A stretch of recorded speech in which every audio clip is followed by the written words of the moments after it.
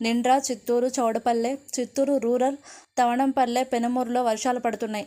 చిత్తూరులో గురువారం ఉదయం నుంచి మబ్బులు కమ్మేసింది, వానలు పడ్డాయి.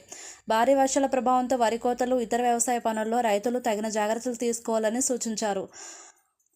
రైతులు పంట పొలాల్లో నిలిచిన అదనపు నీటిని బయటకు పోయేలా ఏర్పాట్లు చేసుకోవాలి అన్నారు. అలాగే పండించిన ధాన్యాన్ని సురక్షిత ప్రదేశాల్లో ఉంచాలని, ఉద్యానవన పంట మొక్కలు, చెట్లు పడిపోకుండా సపోర్ట్ అందించాలని కోరారు. అల్పపీడనం ప్రభావంతో తెలంగాణలో తేలికపాటి జల్లుల నుంచి ఓ మోస్తరు వర్షాలు కురిసే అవకాశం ఉందంటోంది వాతావరణ శాఖ. రాష్ట్రంలో పగటిపూట వాతావరణం పొడిగా ఉంటుందని, సాయంత్రానికి చల్లబడి పలుచోట్ల వర్షాలు కురిసే అవకాశం ఉందంటున్నారు. హైదరాబాద్లోని వాతావరణంలో స్వల్ప మార్పులు ఉంటాయని అంచనా వేస్తున్నారు. వర్ష సూచనతో వరి కోతలు, వ్యవసాయ పనుల్లో జాగ్రత్తలు తీసుకోవాలని రైతులను సూచించారు అధికారులు. తెలంగాణలో రాత్రి ఉష్ణోగ్రతలు పడిపోయాయి. తక్కువ ఉష్ణోగ్రతలు నమోదవుతున్నాయి. చలి తీవ్రత పెరుగుతున్నందున ప్రజలు జాగ్రత్తలు పాటించాలని వాతావరణ శాఖ అధికారులు సూచించారు.